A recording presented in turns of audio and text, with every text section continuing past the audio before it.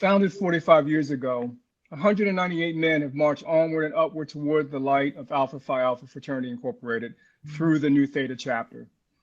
While undergraduates, New Theta brothers have been dean's list students, resident assistants, officers in the Black Student Alliance, NAACP, Student Senate, ROTC, and the list goes on and on. In short, the New Theta chapter is dedicated to upholding the high standards of Alpha Phi Alpha Fraternity Incorporated. The current brotherhood expressed the need to preserve the genesis of the chapter by developing a video of the chapter advisor, Reverend Brother Linwood Daltrey, and the chapter president, Brother Norman Sales. Preserving the thoughts and intentions of these brothers will be important for prosperity's sake to all future New Theta generations. Conducting the interview will be ESPN anchor, Brother Jay Harris. Leo, I appreciate you. Thank you so much for that introduction. I'm not going to waste any more time because I want to hear from the gentleman that you just made reference to. Reverend Daltrey, just so everyone knows, I want you, please, to say your first and last name and tell me how old you are, sir. Linwood T. Daltrey, and I am 85 years of age. 85 years young. That's what Yeah. I'm going to call you. That's amazing. Where were you born, sir? Suffolk, Virginia. Suffolk, Virginia. How'd you grow up in Suffolk? I grew up on North Capitol Street, which was a street of individual homes. All of the people that lived on North Capitol Street owned their home. And we had lawns and we kept them up. And our parents pushed us to do the good stuff, you know, do well in school and prepare yourself to go to college. And particularly my parents instilled in us. I had three brothers. We were four boys all together. That you want to go to school and get a good education so that you won't have to take a lot of stuff from, as my father would say, excuse his language, these crazy people in this country. Understood. And I was so happy that they insisted that because by being a professional person, I have been able to, you know, put people in their places whenever they got out of the way, you know, where they shouldn't have done, and just had a good life, a wonderful wife, and all that kind of thing. Just had a good life. Reverend Daltrey, Brother Daltrey, I'm going to call you. Let me see, 85 years old. Now, I'm taught for a living, so math is not my strong suit, so I can't do the subtraction. What year were you born? 1937. 1937, 47, 54. So what during that time, and from what your dad said about, you know, not taking that stuff from these people, I understood exactly where you're going with that. This instilling of a purpose, and you're going to get your education. Where'd that come from? My great grandmother was born in 1850. Whoa. And she didn't die until 1951. So she taught me a lot of United States history. Wow. What was I don't want to say the one thing because I want to know more. The few things that your grandmother told you about or taught you that great grandmother, I apologize, that you carried on with you and you tried to remember and instill every day. I wanted to live a life where I didn't have to put up with a lot of foolishness, you know, ignorance. I wanted to have the mobilities where if I were mistreated on a job, I could walk away, could get another job because I was trained, you know, and that kind of thing. All right, to do all that, you need to be trained, you need to be educated. So you're going to college and you choose Norfolk State. Why? Well, I started out at Virginia State in Petersburg. Okay. But my father passed. And so when my father passed, I came home to give my mother a hand. And so I was home for about a year. So when we talked about it, said, well, there's no point going back to Petersburg. Go to Norfolk State. It's closer. And you'll be able to come home to see me whenever you wish. I said, okay. And I went that's how I got to Norfolk State. What was your field of study at Norfolk State? Political science. All right. With hopes to be what? I was really interested in legal research. Okay. Because I had a course, American American law, and I was very, very impressed with that. And we had a part of that was legal research, and I found that to be so fascinating, so fascinating. And I think that's the basic reason that I went into political science. Okay. Now, the reason we're all here together is because of the fraternity that we all chose. So I want to know why you chose Alpha Phi Alpha fraternity. Because of Martin Luther King. Mm. See, I was in the streets with Dr. King in Suffolk, and I marched in Norfolk as well. During the time, he had people marching all over the country, and protesting this foolishness and this ignorance that was going on, and so that's why I chose Alpha. And then after I learned about Alpha, and learned the Alpha men, W.E.B. Du Bois and so many others that had done so much to push the cause for equality in America, and I was really excited then. Your inspiration for joining the fraternity was also mine, and I'm sure many others. I'm kind of curious, since you marched with him, what was Martin Luther King Jr. the Alpha like? He was typical. What you mean, man? he was the typical Alpha, just like those guys that started out at Cornell University, 1906, Ithaca University. The same thing that drove them to begin Alpha is the same thing that drove Dr. King, which is the principles. We need to be people of standing where we can fight these people and also have a place to stand in the community for ourselves, as we are professionals as well. Love it. I love it. Now, all of that inspired you to take Alpha to Old Dominion University, and hence we're here today. What inspired that move to ODU? Well, the AKAs really, the AKAs gave a dance. The Old Dominion University chapter of AKAs, they gave a dance and invited us all over there, and so we went over, and so the AKAs came to us and said, we need brothers over here. Isn't there something that y'all can do to get us an Alpha chapter over here?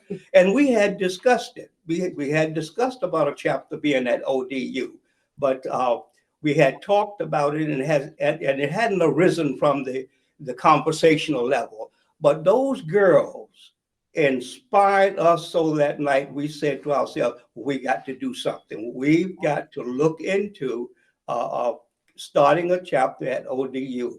And so the brothers asked Brother Charles Jennings and I if we would look into it and if we would head it up. So we have our sisters in the Kappa Gamma chapter of Alpha Kappa Alpha Sorority Incorporated to thank for our assistance. Okay, once they find that out, I'm sure they're going to hold that over our heads forever, but that's fine. We can take it. I don't mind it. I don't mind at all. Okay, so you're trying to start a chapter at Old Dominion. What was that like in trying to make that happen? Well, at the time, thankfully, I was the chaplain for VACAPAF. And I knew a lot of people across the state, and I knew the president and I were good friends, vice president. And I talked with them about what was the process to start a chapter. And not only did they write it up and give it to me and mail it to me, but they got on board to support Brother Jennings and I to start the chapter. They told us what we had to do, and anything that we needed to do in starting the chapter, they were right there whenever we needed advice. Sounds pretty easy. Were there any obstacles? Oh yes, yes. But there was a dean at ODU. He was fantastic. I kept his name for Barrett or Barnett or something like Burnett. that. Dana Burnett. Yes, that's Dana him. Burnett. Yeah. Oh, he was outstanding.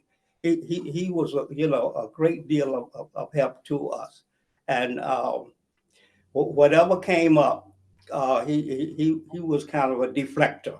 He really helped us. What obstacles in particular do you remember him deflecting?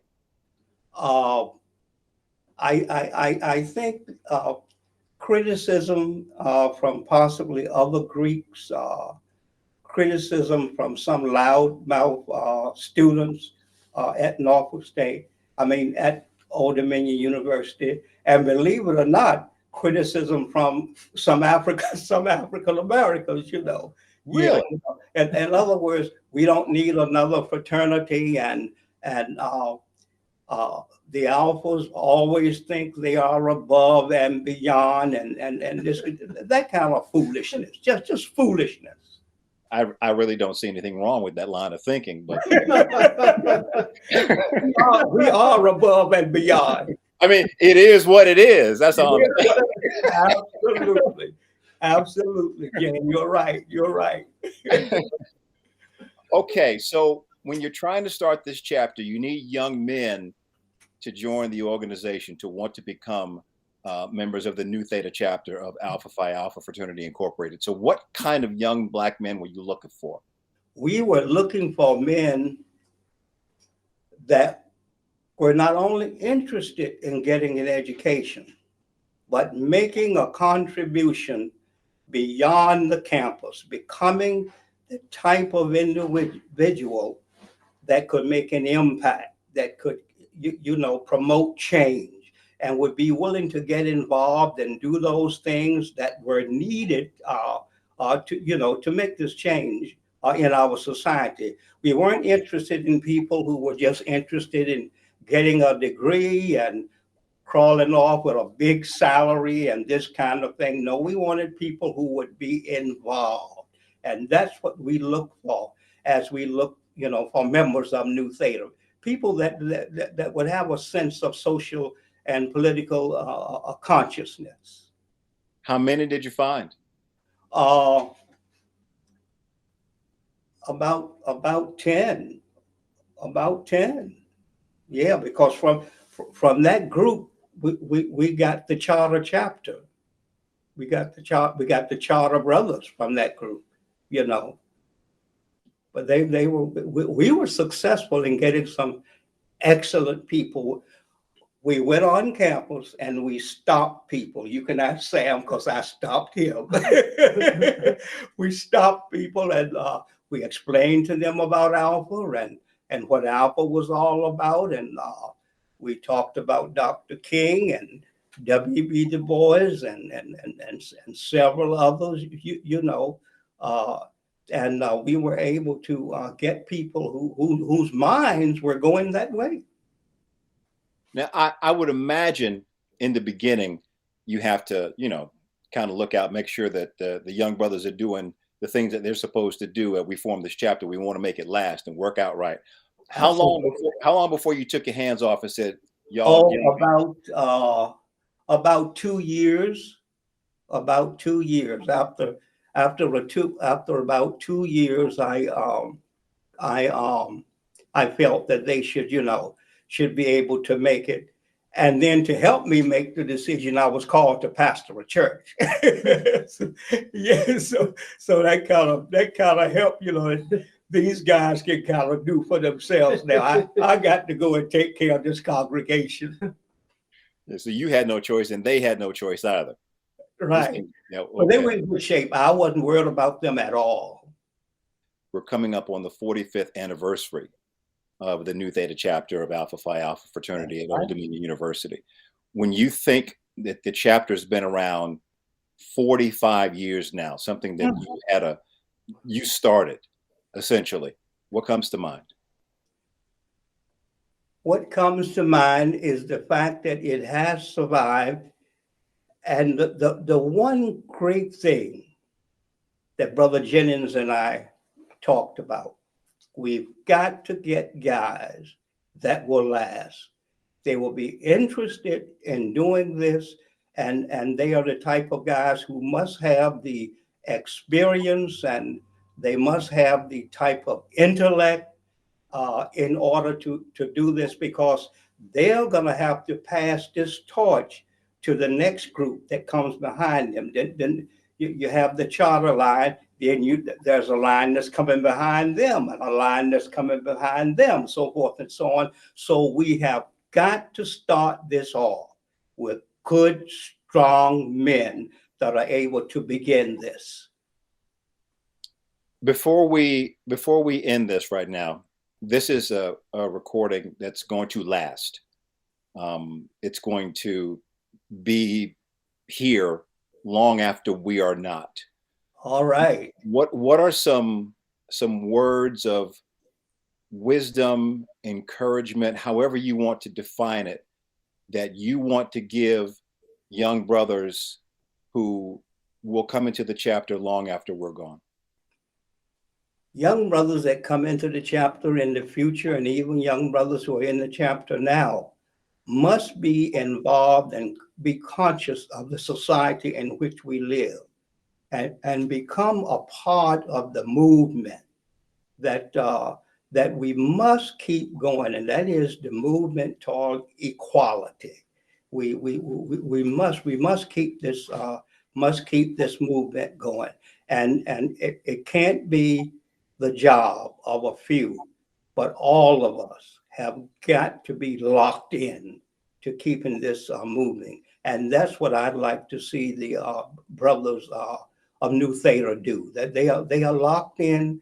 They're doing all these other things, but yet they're locked into equality because they understand that this is something that we must do. That is a fair request from where I sit. Brother Linwood Daughtry, Reverend Daughtry. Linwood was my dad's middle name, so we're like this. We're here. Wow, that's what a coincidence. Thank you so much for sharing the history, for your hard work and the hard work of all the brothers who brought us into existence and brought us together today. Right. And you are just so appreciated. I just want you to know you're very much appreciated. Thank you so much. I appreciate you guys as well. So now, after everything that Reverend Daughtry told us about getting ready for the chapter, we have a chapter now. New Theta is born. We need some brothers. So who better to talk to us about that period and moving forward with the charter line than the first chapter president of the New Theta chapter of Alpha Phi Alpha Fraternity Incorporated, Brother Norman Sales. Brother Sales, good to have you with us. Thank you, Jay. Thank you for having me. So we're beginning. Take us back to that time and describe what it was like after all the organization, after everything, Reverend Daughtry, and now we're going to start. So what was that like? Well, it was exciting and scary at the same time. I was the youngest member of our charter line, and first generation college student, and didn't really have any experience or any knowledge about Black Greek organizations.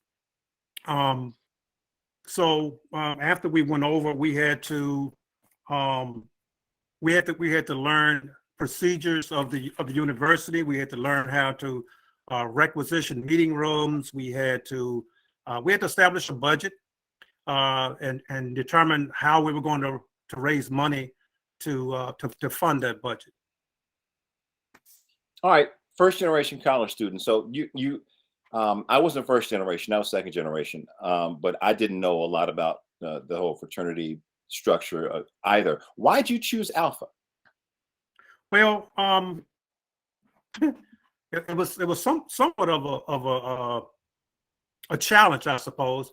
As a freshman, I was pretty good friends with another freshman, John Ferguson, who lived over in Gresham East. And John had a senior roommate who was pretty partial to Kappas. And at the time that I came to ODU, there were only 3 Black Greek organizations: the AKAs, the Deltas, and Kappas. So this particular senior was bending our ear, both John and mine, trying to convince us to pledge Kappa. And I was starting to listen to him and sort of lean that way. This is the fall of our freshman year,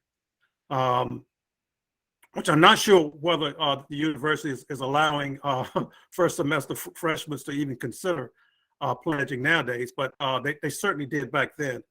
So I was leaning toward Kappa, and then one day I ran into a homeboy from Lynchburg named Charles Jennings, and Charles Jennings was a Norfolk State graduate. He had recently graduated. He was a member of Epsilon Pi over at Norfolk State, and he was on his way to medical school. And he convinced me to take a look at Alpha Phi Alpha and getting a chapter started at ODU, and being involved with starting an organization on the ground level, and that really impressed me and got me interested in Alpha Phi Alpha. He also would come over periodically to try to recruit other brothers to consider Alpha and come to an interest meeting. What kind of an undertaking was that for you? To pledge. To pledge, to start from the ground floor, everything that went into the initial line, the charter line. Well, keep in mind we had been online for at least 6 weeks. So I mean, we got some flavor of how the organization should be run. We got familiar, being introduced to having an agenda and running a meeting. I was not an officer on the charter line, but I had made my mind up during the charter line that I wanted to be president. Once we went over. So why did you want to be president? I don't know. I guess ambition. I felt like I could do a better job than my predecessor, and actually organizing the chapter and conducting meetings and uniting people and getting them to work toward a common goal. Once you all got finished with the pledging process, I think it's intake process. I don't know what it is now. To me, it's pledging. The pledge. Once you got through with the pledging process, we called it pledging. Yeah, we called it pledging. There you go. Yeah, absolutely. And I don't think first semester freshmen can do it. I did it as a second semester freshman. I don't think first semester freshmen could do it anymore. But when it was over, when you were officially alphas, how'd that feel? It felt fantastic. You know, it was a great sense of accomplishment. I was on cloud 9 as well as my line brothers, I'm sure.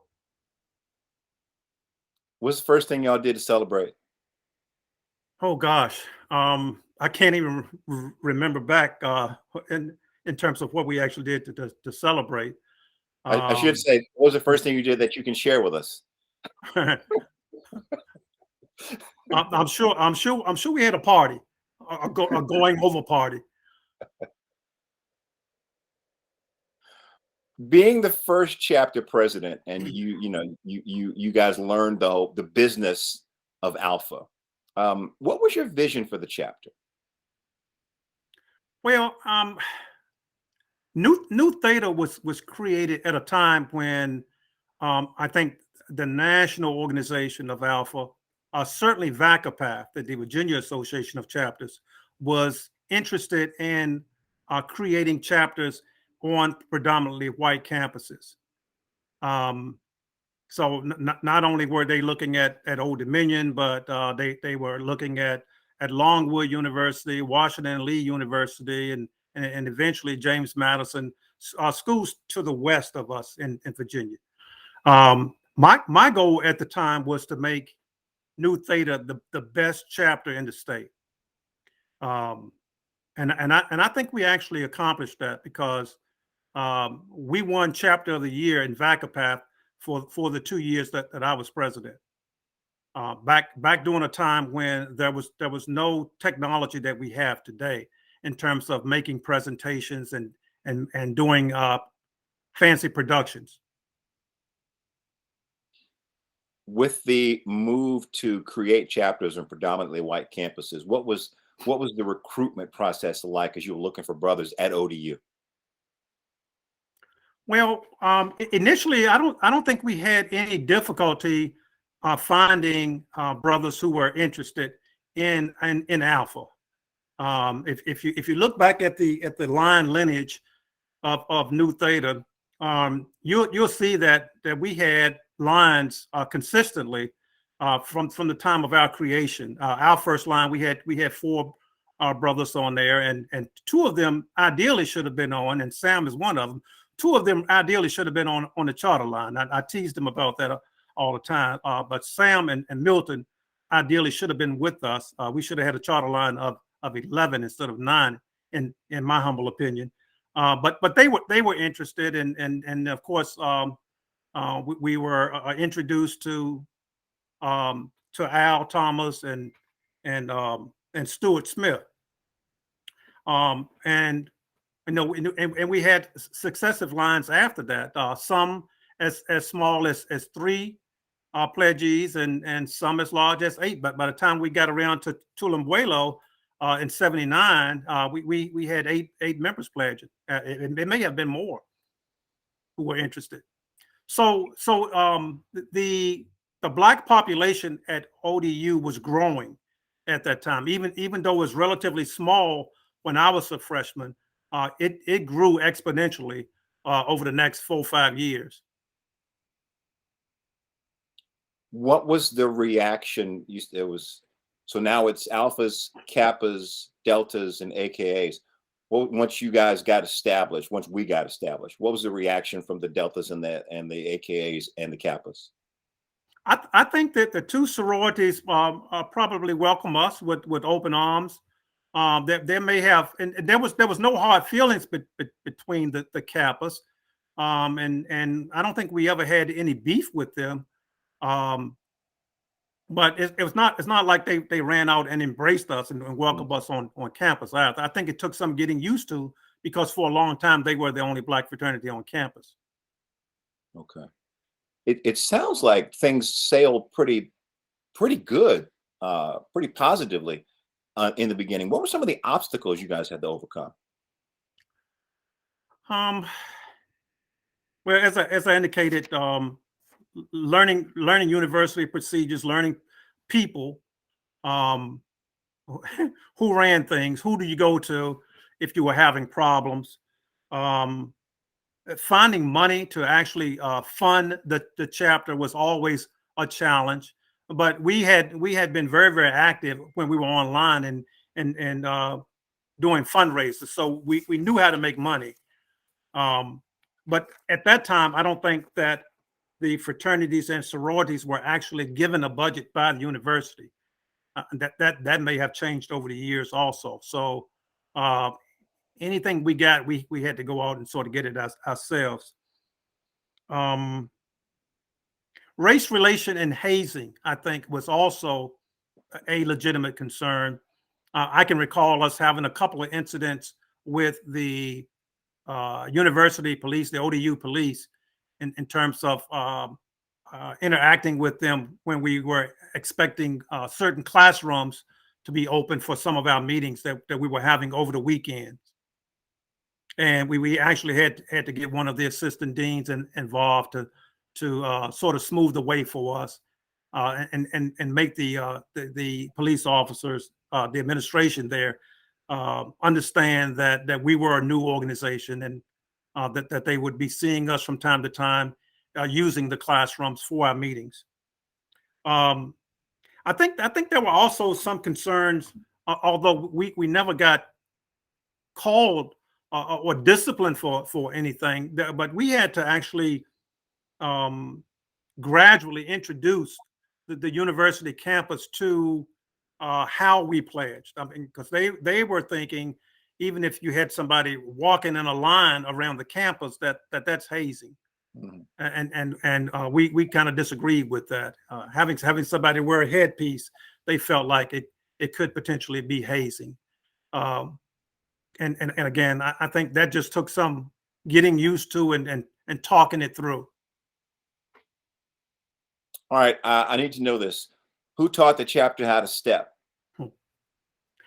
Well, I think initially the brothers from Epsilon Pi would come over, and certainly while we were online, I think we got the greatest attention from Epsilon Pi.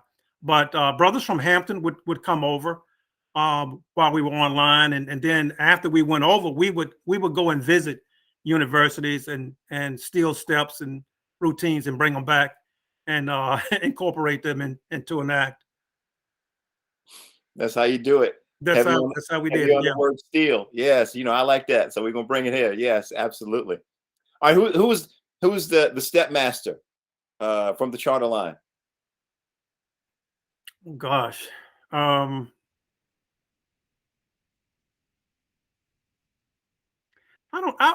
would say Mark Davenport was good. Saint Watson was pretty good also. Saint was well known for his singing. I mean, we weren't the greatest steppers as a charter line, but we were able to get over through our singing. We had some great singers online. Really, that's impressive. And lots of times that was acceptable to the graduate brothers and the other brothers who were coming over to intake us. That's all right. Looking back, what do you feel is the legacy of the charter line of Nu Theta chapter?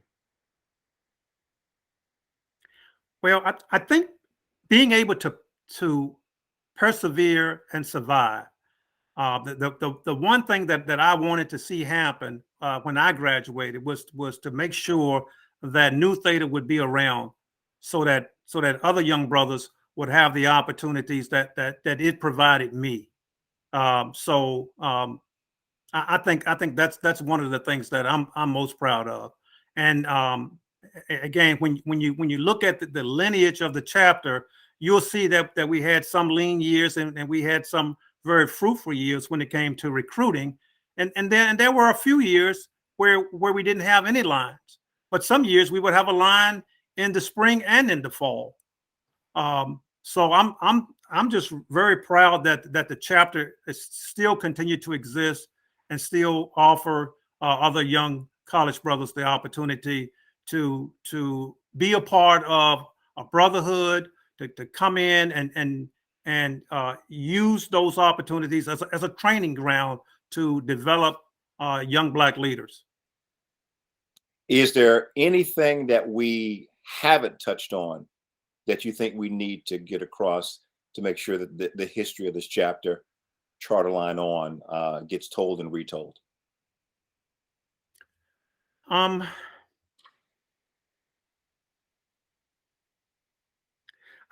think one thing that I would want to impart for future presidents of Nu Theta is to give every brother proper consideration, listen to the suggestions of every brother, regardless of how kooky they may sound.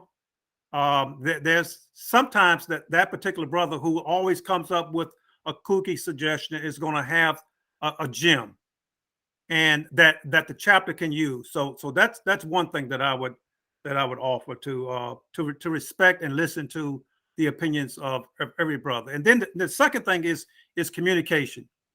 It's extremely important. And you have to understand, back then we didn't have text messages, we didn't have email. So keeping brothers abreast of what's going on campus, what's going on in the chapter is extremely important.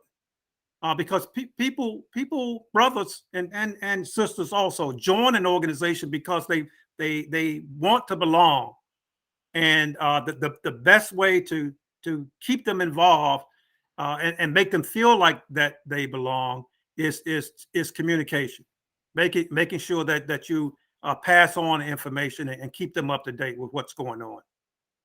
Man, you said a mouthful there. I mean, we got text messages and emails and FaceTime now, Exactly. and it still can be a chore keeping up. So, I mean, that's timeless advice that every generation should listen to and adhere to and try to get better at.